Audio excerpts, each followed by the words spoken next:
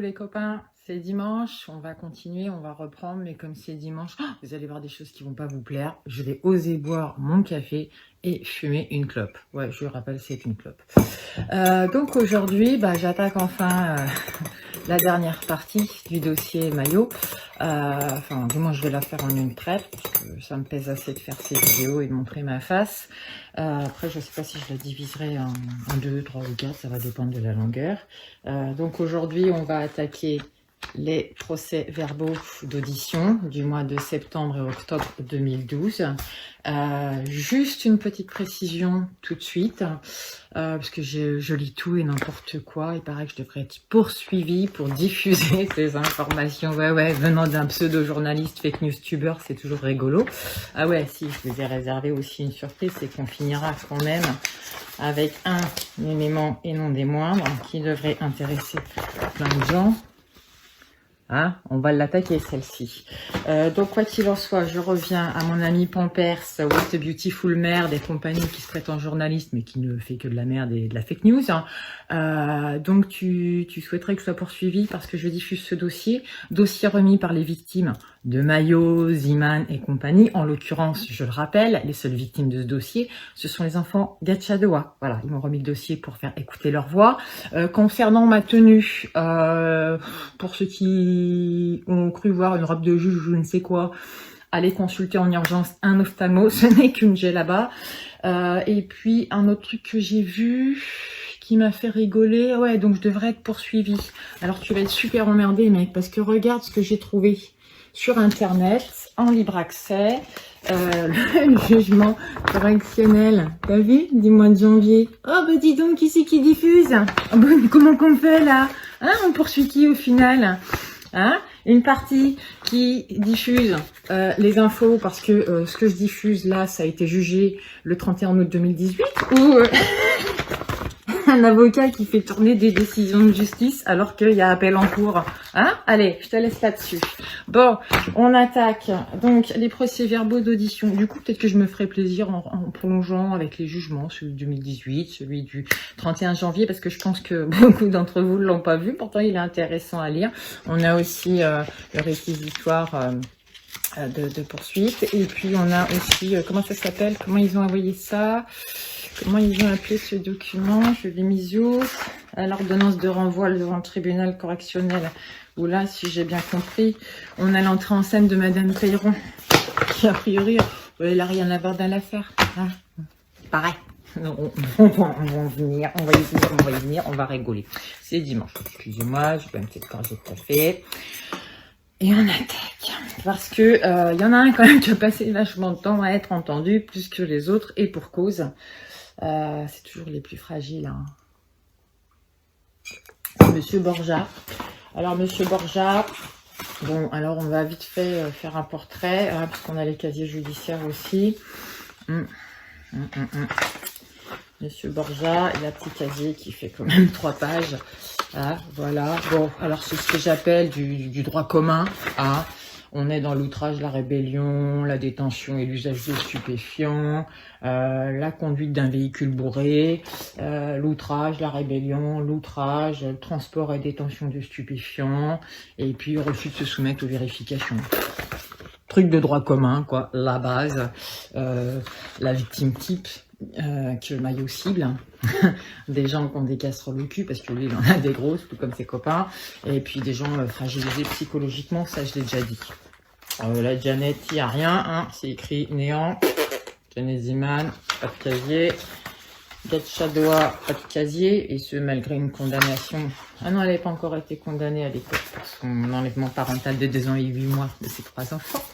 Par contre, Maillot, ouais, c'est surprenant parce qu'on s'attendrait à trouver l'affaire de Petit Vincent, et non, hein. C'est juste que le mec, il a confondu le compte de sa société de gérance, de sécurité, de je sais pas quoi, de milice à La Réunion avec son compte personnel. Qu'il est intelligent, cet individu, c'est incroyable. Sinon, c'est pas un escroc, hein. Allez, c'est parti pour les PV. Oh, désolé, c'est dimanche, et puis c'est la dernière. Je vais me lâcher, puis de toute façon, je suis comme je suis, ça vous plaît pas, passez. Donc là, on est sur un PV établi le 22 septembre à 18h. Je crois que c'est le lendemain de la disparition ou le jour même. Ah ben non, c'était le soir même. Voilà, entendons la personne dénommée ci-dessus qui nous déclare « Je suis entendu ce jour à votre gendarmerie suite au contrôle dont j'ai fait l'objet en début d'après-midi aux environs de 14h30 sur la commune de Bolandose. » Alors, je vous rappelle, parce que visiblement ça rentre pas dans tous les cerveaux, parce qu'il paraît qu'on l'aurait piégé. Parano quand tu nous tiens. Je rappelle, pour la petite anecdote qui a déclenché ce contrôle, c'est que à l'époque, sur la région, il y avait une vague de cambriolage. Donc forcément, comme ça arrive dans chaque commune où il y a des vagues de cambriolage, les gendarmes ou la police, hein, selon de quelle autorité dépend le secteur, tournent beaucoup plus. Voilà, ils vont même dans les allées de lotissement, enfin ils font voilà tous les secteurs pour surveiller un peu et peut-être dans l'espoir de prendre du flagrant délit. Donc ce contrôle, j'ai envie de vous dire, quand on est gendarme et qu'on voit 2 véhicules qui sont pas immatriculés dans la région, une fourgonnette et un camping-car, forcément, ça pose question. Donc, on contrôle. Voilà. Après, il fallait prévoir qu'il y avait mayonnaise dedans et qu'il allait se carapater comme le lâche qu'il est dans un petit champ de maïs et faire croire après pendant des mois qu'il avait disparu avec Janet qui nous mettait bien en scène alors qu'elle l'avait récupéré le soir même, je le rappelle. Donc, ce jour-là, c'est Monsieur Borja, puisque c'est celle qui restait dans la voiture. Je rappelle aussi qu'il y avait 2 véhicules, une fourgonnette appartenant à Monsieur Borja, avec Monsieur Borja et Maillot à l'intérieur, et le camping-car prêté par Madame Peyron, cette charmante logisticienne, avec Jérémy Lehu et Janet Ziman à l'intérieur. Donc forcément, le 22, on n'a que l'audition de Monsieur Borja, puisque c'est le seul qui a été emmené en même temps. Quand la personne qui est à côté de vous en bagnole se sauve comme un lièvre, c'est vrai que ça pose question à tout le monde. Donc voilà. Alors, donc je vous montre bien, hein, c'est bien son PV d'audition, Monsieur Borja, voilà, samedi 22 septembre. Ouais, j'ai masqué son adresse, parce que je considère qu'il fait partie des gens victimes de ce petit groupe. Alors, donc je précise que je n'étais pas le seul dans mon véhicule, car j'avais un passager avant avec moi qui s'appelle Elliot. Elliot le dragon. Je connaissais cette personne depuis 3 semaines. J'ai une saleté dans l'œil. Lors du contrôle, les gendarmes m'ont demandé les papiers de mon véhicule ainsi que mon permis de conduire. J'ai présenté mes papiers aux gendarmes. Un autre gendarme a demandé une pièce d'identité à Elliot. Suite à cela, il a dit qu'il ne les avait pas, mais qu'il avait juste une photocopie de son permis de conduire. Voilà, donc il explique que pendant qu'il se faisait contrôler, il a vu Elliot ouvrir la portière côté passager avant de partir en courant à travers champs. Sur le coup, il n'a pas compris pourquoi il a pris la fuite. Forcément, les gendarmes ont couru derrière sans pouvoir le rattraper. C'est là qu'il s'est retrouvé à être sommé de sortir du véhicule et menotté. Voilà.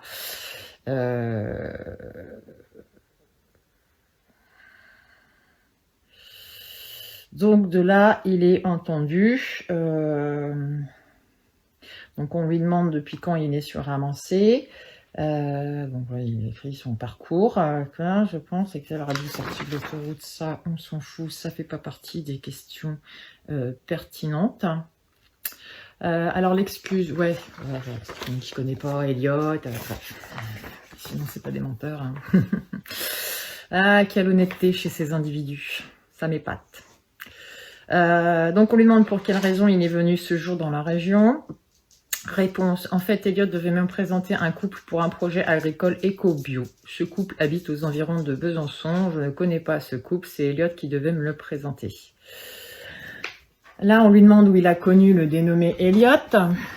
J'ai fait sa connaissance dans les Calanques de Marseille. C'était fin août 2012. Pendant mes vacances, nous avons sympathisé sur la plage. Nous avons passé l'après-midi ensemble et on est allé boire un coup en fin d'après-midi après la plage. Je lui ai parlé de mes projets liés à l'écologie et l'alimentation bio. Donc il explique un peu son projet, végétarien, et blablabla. Ils sont tous un peu, ouais. J'ai trouvé un autre truc aussi, c'est marrant, ce goût pour le bio. Bref. À la fin de l'après-midi, après avoir bu un coup avec Elliot, on s'est échangé le numéro de téléphone. Il m'a donné le sien, à savoir et Elliot devait me contacter par la suite. Une dizaine de jours plus tard, Elliot m'a contacté pour me dire qu'il pouvait me présenter un couple dans les environs de Besançon pour un projet éco-bio. Bref, c'est comme ça que soi-disant qu'ils se sont connus.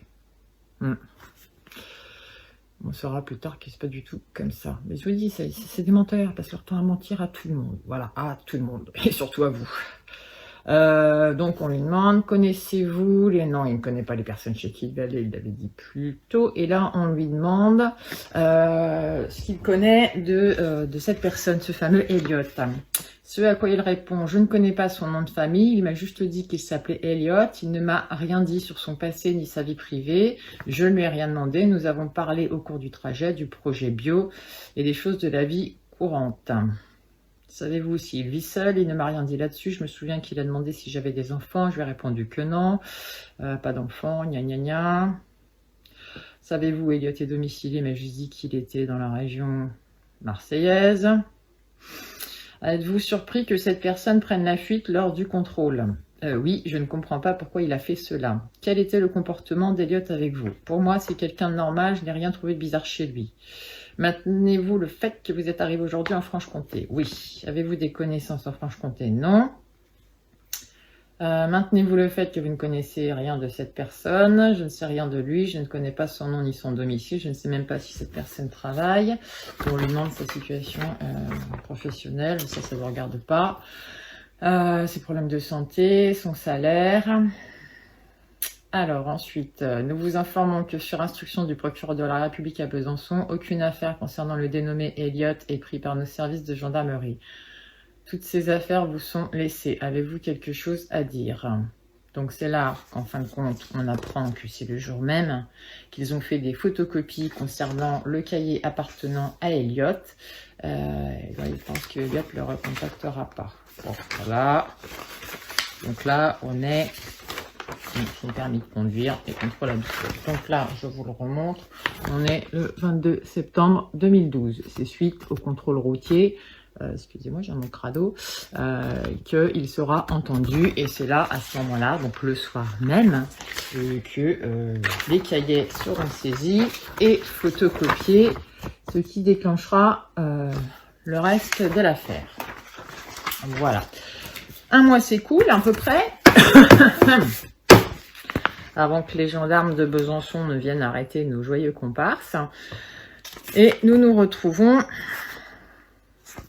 le 23 octobre. Allez, donc Monsieur Borja, si je me fie aux horaires, je pense qu'il a passé 48 heures en garde à vue. Voilà, c'est ça. Je reprends.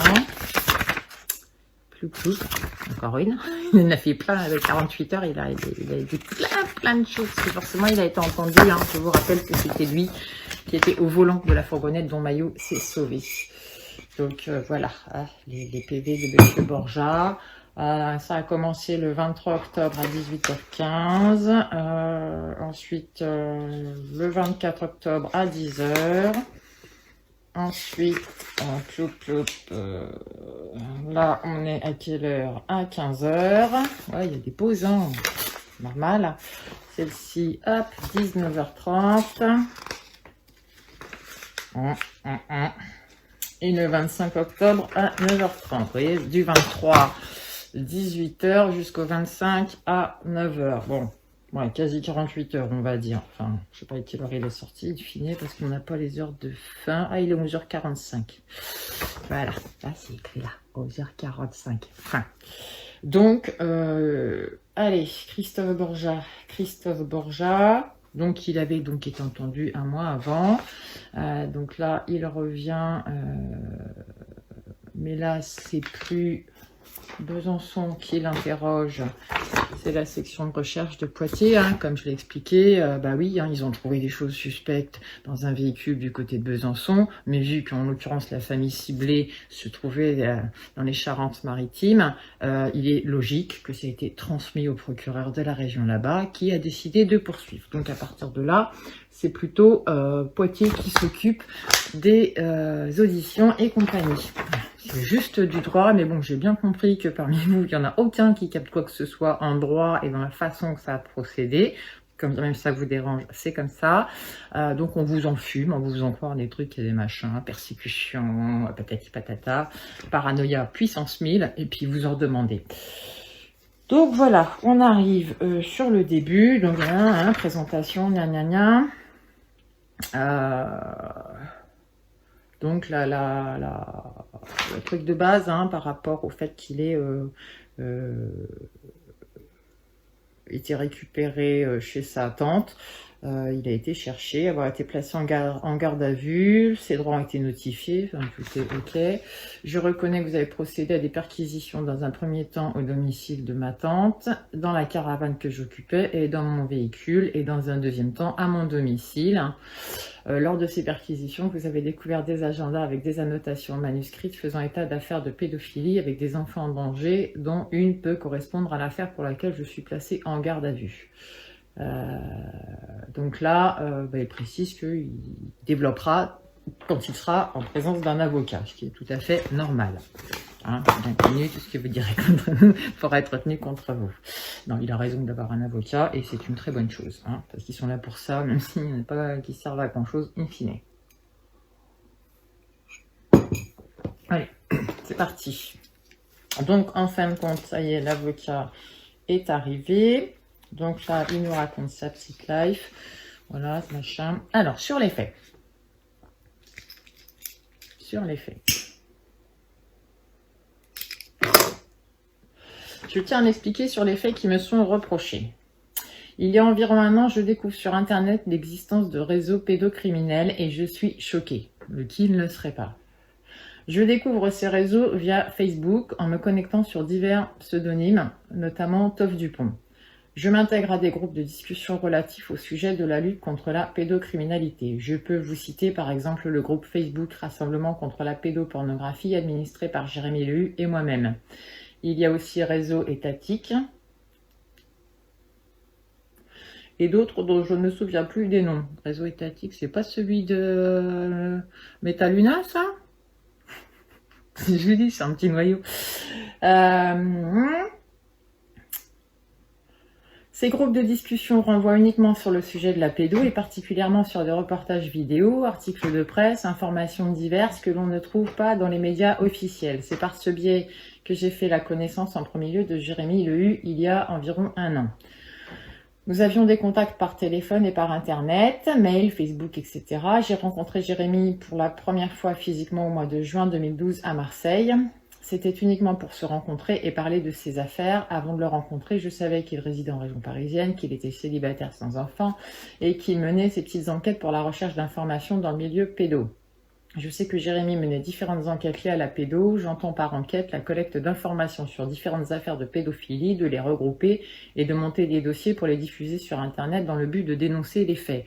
Alors quand on voit la qualité de vos enquêtes ou en fin de compte, vous n'écoutez qu'un seul son de cloche, excusez-moi, je rigole. Voilà. Donc Jérémy travaillait sur un dossier de Besançon. Et il pensait que l'enfant était réellement en danger. Alors si j'ai bien suivi, au final, cet enfant avait 20 ans. C'était un peu tard pour agir. Il n'est jamais trop tard. Mais en plus, si j'ai bien compris, parce que du coup, j'ai vérifié certaines choses, histoire de pouvoir tenir des propos cohérents. En fin de compte, non seulement cette personne avait 20 ans, mais en plus, c'était une histoire d'inceste dans sa famille. Et je ne sais pas si la personne n'avait pas été poissée, justement. Lors de notre première rencontre, c'est moi qui l'ai provoqué car je me rendais à Cassis avec mon véhicule et j'ai proposé à Jérémy de me rejoindre en train. Nous sommes restés 2 ou 3 jours et nous étions hébergés chez une amie prénommée Sylvie. Mais je ne tiens pas à vous donner son nom car je ne veux pas qu'elle soit embêtée avec cette affaire. Avec Jérémy, pendant ce séjour, nous avons abordé les dossiers sur la pédo. Je reconnais que Jérémy était plus au courant que moi sur les sujets car je pense qu'il a découvert ces faits depuis plus longtemps que moi et le fait qu'il ne travaille pas lui laissait plus de temps pour les recherches. Au mois de juin, je dois vous dire que je n'étais pas ignorant sur le sujet. Je commençais à bien m'y intéresser. Alors, ensuite, on lui pose la question. Bon, c'est des questions par rapport à ses connaissances. Dans les mêmes moments, alors que je m'intéressais à ces réseaux pédocriminels sur Internet, j'ai découvert le site RRR via les infos Facebook. J'ai découvert les infos du créateur de ce site en la personne de Mayostan. Sur ce site, il explique sa vie et c'est là que j'ai appris que c'était un ancien gendarme et militaire. J'ai découvert le combat qu'il menait, à savoir la lutte contre les réseaux pédocriminels, et il dénonce la société dans laquelle on vit, et notamment la corruption dans la justice, gendarmerie, médecine, etc. À la lecture de ces infos, je reconnais avoir été impressionnée par ce personnage. J'ai continué à aller sur Facebook et sur les groupes de rassemblement et je continue à vivre ma vie normalement jusqu'au 6 août 2012, date de mon licenciement. De ce fait, je dispose de plus de temps et je passe beaucoup plus de temps sur Internet et toujours sur les mêmes sujets et d'autres. En effet, ce sujet fonctionne en vase clos. Vous avez des groupes où on vous diffuse des informations pour la plupart tronquées ou non fiables. Et de toute façon, on vous interdit de poser des questions parce que, comme j'ai déjà dit, c'est pas ce qu'on attend de vous. Et il ne faudrait pas que vous contestiez le bien fondé d'une affirmation sans fondement. Hein, sinon, c'est l'exclusion du groupe. Ça dérange. Il faut continuer à cracher sur tout le monde quand bien même on n'a pas de preuves. Mayostan a-t-il un pseudo sur internet? Je ne saurais vous dire. Il se peut qu'il ait utilisé le compte d'un ami. C'est une personne injoignable. Il change régulièrement de téléphone et de mail. Je vous dis, parano puissance 1000. Je lui dis, alors que je me rends dans la région de Bordeaux chez ma sœur, il me dit qu'il se trouve également dans cette région et me dit que si je suis d'accord, on pourrait se voir. Je lui donne alors mon numéro de téléphone portable qui commence par 06, mais je ne me souviens plus du numéro à l'époque. J'avais téléphone Samsung Wave. Il n'y a pas de date de prise pour un rendez-vous. Je me rends chez ma sœur et j'avais pris mon ordinateur avec moi.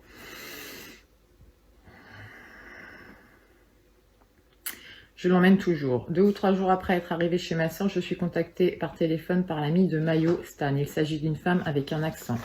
Je saurai plus tard qu'il s'agit de la compagne de Stan, à savoir Janet. Elle me donne rendez-vous pour le lendemain dans les alentours de Bordeaux, en fin de matinée, devant un bureau de poste d'un petit village. Je me rends à ce rendez-vous et je suis surpris de voir Mayostan avec sa compagne Janet en camping-car.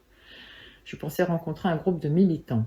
Ils m'invitent à boire le café dans leur camping-car. Ils se présentent et m'expliquent pourquoi ils mènent ce combat, sans non plus rentrer dans les détails, car je savais déjà en partie via Internet. Ils me posent des questions sur ma vie, ils m'expliquent qu'ils sont dans la région pour mener une petite enquête sur une maman à qui la justice a enlevé les 3 enfants pour les remettre au père, qui d'après Stan et son enquête est un pédophile. Mais sinon, il ne comptait pas les enlever, puisqu'il avait l'air, après son enquête, persuadé que le papa était un pédophile. Hein, ça, c'est de l'enquête de compète. Ils me disent qu'ils travaillent seuls et je leur dis que je suis surprise de les voir que tous les deux. Ils m'ont demandé alors si j'avais un peu de temps pour les aider à mener cette enquête. Vu le récit de l'histoire, j'en ai déduit que les enfants étaient en danger et vu la réputation de Stan dans ses affaires, j'étais plutôt en confiance pour mener une enquête avec eux. J'ai accepté car j'avais le sentiment de faire quelque chose de bien.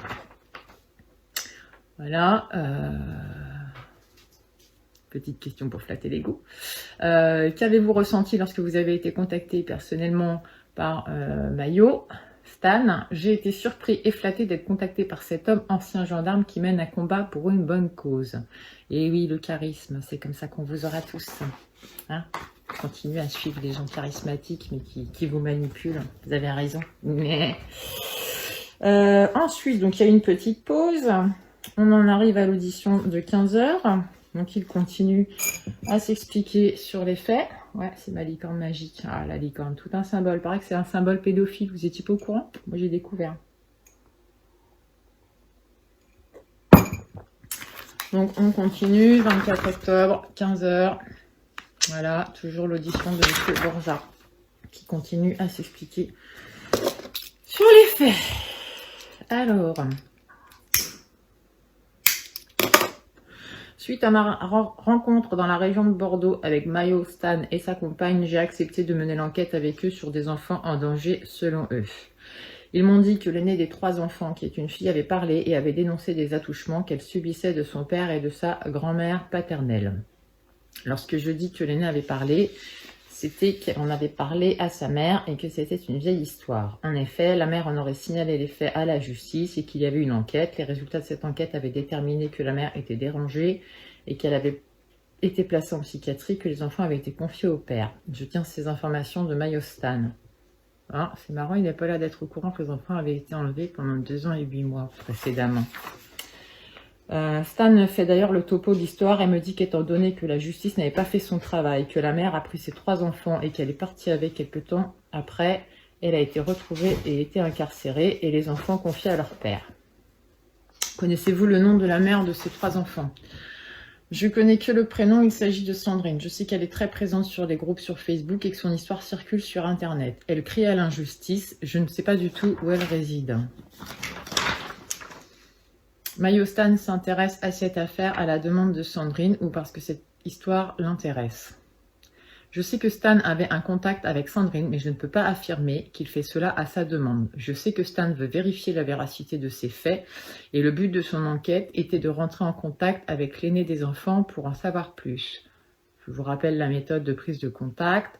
Janet fait croire qu'elle s'appelle Nathalie, qu'elle a perdu un petit chien prénommé Lino pour rapprocher les enfants, qu'elle isole Léa, qu'elle lui pose des questions, à savoir, est-ce que tu continues à subir ou est-ce que tu as subi, à laquelle la fillette répond non, c'est maman qui a inventé, elle n'est pas bien dans sa tête, mais elle lui laissera quand même un petit mot, invitant cette fillette de 12 ans, je le rappelle, à laisser sa fenêtre ouverte le soir pour que Georges, Stan Mayo, vienne en pleine nuit lui parler. Caméra au point ou autre chose, parce que je vous rappelle qu'il avait quand même l'intention de prendre la maison d'assaut. Hein, les notes de son roman noir, y a que lui qui y croit. Et puis vous, bande de débiles. Alors, après avoir accepté de coopérer avec Stan et sa compagne sur ce dossier, nous nous donnons rendez-vous le lendemain au bord d'un lac. Avant, j'avais récupéré toutes mes affaires chez ma sœur et je suis partie les rejoindre. Le couple et sa compagne sont déjà au bord du lac dans leur camping-car et je les rejoins avec mon fourgon Vito. Nous sommes restés au bord du lac pendant quelques jours avec eux. Je ne peux vous dire combien, mais je sais que c'était moins d'une semaine. J'avais pour mission de me poster avec mon fourgon à un endroit bien précis et de noter tout ce qui se passait. Quel était le lieu que vous deviez surveiller ?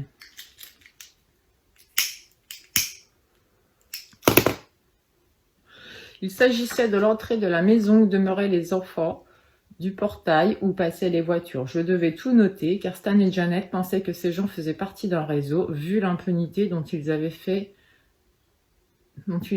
part d'après Stan. Bon, c'est pas très français, en même temps c'est des PV de gendarmes. Je vous rappelle, ils sont pas très doués en orthographe et encore moins en rédaction. Je notais toutes les allées et venues sur un carnet que Stan m'avait donné et je lui ai redonné à la fin de ma mission. Je dois dire qu'il ne s'est pas passé grand-chose et je n'ai pas constaté de soirée particulière. Il n'y avait rien de spécial de louche.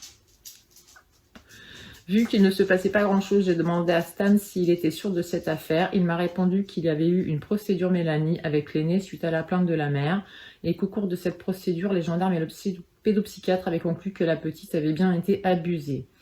Il ne m'a pas apporté la preuve de ces faits. C'est quand même encore un élément clé. C'est dingue le nombre d'éléments clés qui disparaissent des dossiers, hein, alors qu'on arrive à remettre la main dessus. Je sais que Stan voulait se renseigner auprès d'un pédopsychiatre à Perpignan où la petite avait été suivie. Il devait le faire, mais je ne sais pas s'il l'a fait. Étant donné qu'il n'y avait rien et comme j'avais que quelques jours, j'ai donc décidé de retourner voir ma soeur dans la région de Bordeaux, qui est enceinte. En plus, j'avais un rendez-vous Pôle emploi. Je devais rentrer. Je suis donc rentrée fin août chez moi. J'en profite pour aller à mon rendez-vous. J'héberge chez moi à la même période une amie que vous avez vue hier lors de la perquisition qui a des problèmes en ce moment. Je continue toujours à aller sur Internet. Je suis toujours en contact avec Jérémy qui s'occupe toujours de l'affaire de Besançon et qui a bon espoir d'aider la victime. Vers la mi-septembre, je reçois un appel de Janet, la compagne de Stan, pour me dire qu'ils veulent que l'on se rencontre avec Jérémy pour parler du dossier de Joy qui est en fait le dossier de Besançon. Ce dossier intéressait Stan et il voulait voir Jérémy avec ses éléments. Stan pensait que la petite était en danger et que le dossier devenait urgent. Nous nous rejoignons donc autour de Montélimar. Stan et Janet sont avec leur camping-car. Moi, j'ai mon Mercedes Vito. Et je suis allée chercher Jérémy à la gare de Montélimar. De mémoire, c'était vers le 20 ou 21 septembre 2012. Nous parlons du dossier de Besançon et Stan décide de monter à Besançon car il estime que la petite était en danger. Par souci de rapidité, Stan décide que l'on parte à 3 avec mon véhicule Mercedes Vito. Il y avait donc Stan, Jérémy et moi. Janet est montée dans le camping-car. Nous sommes arrivés à Ornans vers 19 ou 20 heures. Janet est arrivée vers 2 heures du matin. Comme Stan est persuadé qu'il va y avoir des soirées pédosataniques, la petite avait confié à Jérémy le nom et le prénom d'une personne qui possédait une maison cossue où il se passait des soirées. Stan a fait des vérifications, mais il n'a pas trouvé l'adresse.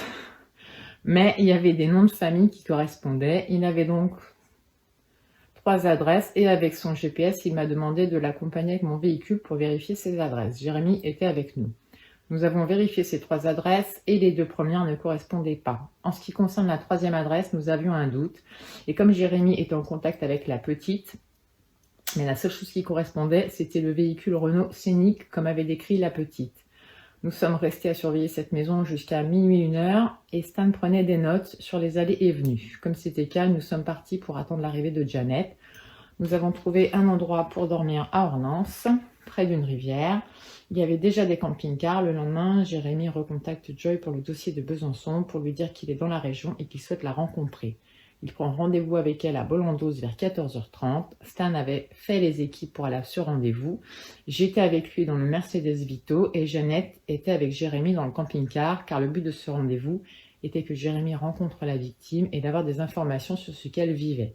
Il voulait également la rassurer et lui montrer qu'il s'occupait du dossier. Nous avons pris la route et arrivé à Bolandos, je me suis arrêtée pour laisser passer le camping-car car il fallait qu'il arrive seul dans le village. Avec Stan, nous avons remarqué la présence d'une fourgonnette de gendarmes dans le village. Lorsque j'ai démarré, nous avons été contrôlés par cette patrouille. Les gendarmes ont procédé au contrôle de mes papiers. Comme j'étais en règle, j'ai tout donné. Ils ont demandé à Stan et ce dernier a dit qu'il ne les avait pas et il a donné une photocopie. Un des gendarmes est allé dans le fourgon pour vérifier l'identité et c'est à ce moment-là que Stan en a profité pour s'échapper. Il m'a laissé seul, j'ai été surpris de cette réaction. Je me suis donc retrouvée au sol et menottée et auditionnée à la brigade. Je dois dire que j'ai été surpris par le comportement de Stan, puis ensuite par l'interpellation virulente de vos collègues. Et il faut dire que je me demandais ce qui se passait. Dès la fuite de Stan, le gendarme à ma gauche a dégainé et m'a mis en joue et m'a demandé de lever les mains et de descendre du véhicule en criant. Une fois descendu du véhicule, j'ai été interpellée et projetée à terre assez violemment. J'ai été menottée à l'arrière et le gendarme continuait de m'interroger en criant et voulait savoir qui j'étais, ce que je faisais ici et pourquoi mon passager avait pris la fuite. Étant impressionnée par cette interpellation et ne sachant plus quoi faire, j'ai décidé de répondre aux questions en disant que je connaissais très peu mon passager et que je ne comprenais pas pourquoi il était parti comme cela. J'ai été placée dans le champ sous la pluie tout en étant surveillée par les gendarmes le temps des recherches et il continue à me poser les mêmes questions sur le passager ensuite.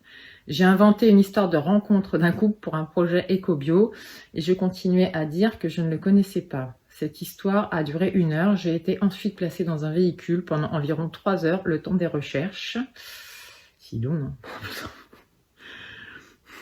Les gendarmes ont fouillé mon fourgon, ils ont récupéré des affaires de Stan. Après avoir fait toutes les vérifications me concernant, ils m'ont démenotté au bout de 4 heures et j'ai été auditionnée à la brigade en tant que témoin.